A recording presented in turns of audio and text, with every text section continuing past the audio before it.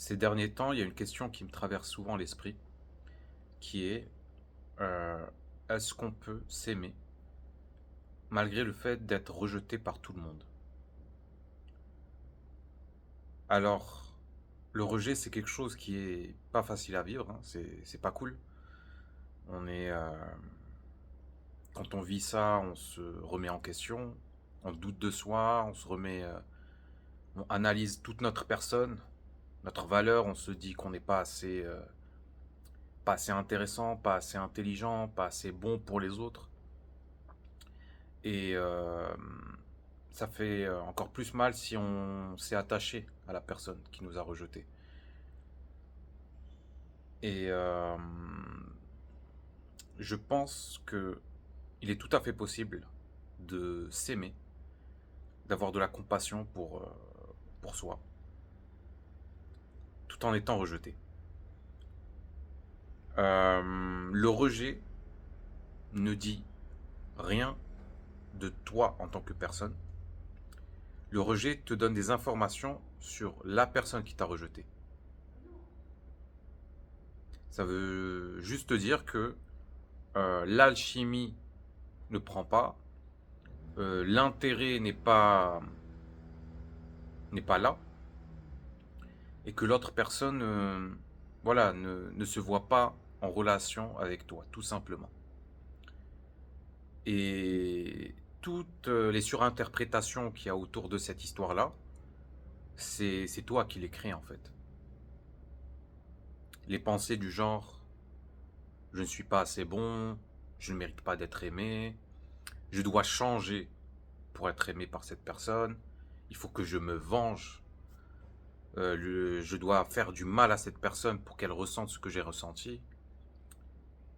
Tout ça, en fait, c'est juste du surplus. Et, et donc, oui, on peut s'aimer en étant rejeté par son entourage, par ses amis, à un moment, on peut pas être aimé par tout le monde et c'est normal. C'est normal d'être rejeté. Ce qu'il faut garder à l'esprit, c'est que on a de la valeur, quoi qu'il arrive, qu'on soit aimé ou pas aimé, qu'on soit inclus dans un groupe ou pas.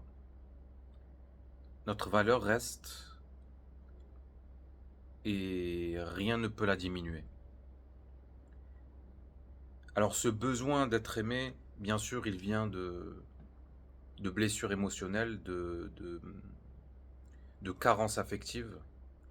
On n'a pas été assez aimé durant notre enfance. On n'a pas reçu l'attention, la nourriture narcissique dont on avait besoin.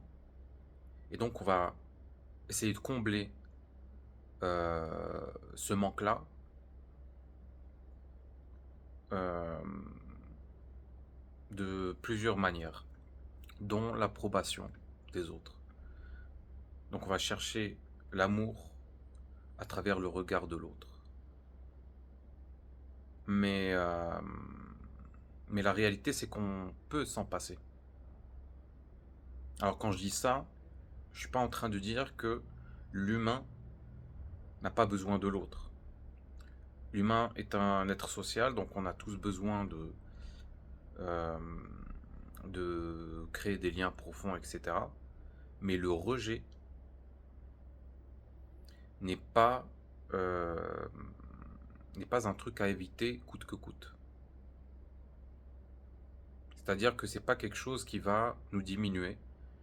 On est complet, quoi qu'il arrive. Et donc, tout le monde est le bienvenu. On n'est pas, on reste ouvert bien sûr aux relations, etc. Mais on va pas non plus chercher désespérément l'amour chez les autres. Alors, euh, il y a quelque chose qu'il faut absolument arrêter de faire, effectivement, c'est tout le temps essayer de tirer des conclusions du rejet. Qu'est-ce que ça dit sur moi, sur ma valeur? Et ce genre d'automatisme, de réflexe euh, de pensée vient du fait qu'on ne se connaît pas.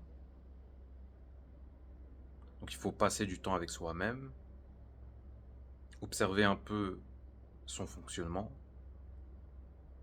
ses schémas mentaux, etc. Et se rendre compte que tout ce narratif-là, il est illusoire, il est autogénéré, et c'est juste une interprétation de la réalité et que ce n'est pas la réalité. Il faut bien faire une distinction entre ce qui se passe en nous et ce qui se passe réellement. Donc, une fille qui te rejette, enfin, sans te le dire, parce que c'est souvent les filles, elles vont pas te dire non, tu m'intéresses pas. Ça va tout le temps être, voilà, de façon très subtile. Ça va être des silences, ça va être des messages qui ne sont pas répondus, etc. Euh, alors, il y a mille et une façons d'interpréter la chose, mais en tout cas, euh, le fait de se dire, elle n'est pas intéressée, donc je n'ai pas de valeur, ça c'est complètement à bannir. C'est toxique. Elle n'est pas intéressée, peut-être que t'es pas son style de mec, t'as pas les critères physiques, émotionnels, ce que tu veux, mais ça ne veut pas dire que tu n'as pas de valeur. Alors, nous, qu'est-ce qu'on fait? Généralement, en fait, on rétrécit notre monde, on se dit, bon, telle personne, c'est mon monde. Ce groupe d'amis, c'est mon monde. Donc, si je suis banni de ce cercle, est-ce que je suis banni du monde? Non.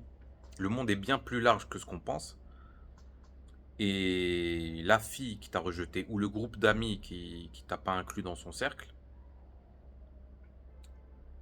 ne représente qu'une part infime des possibilités que tu pourras rencontrer dans la vie.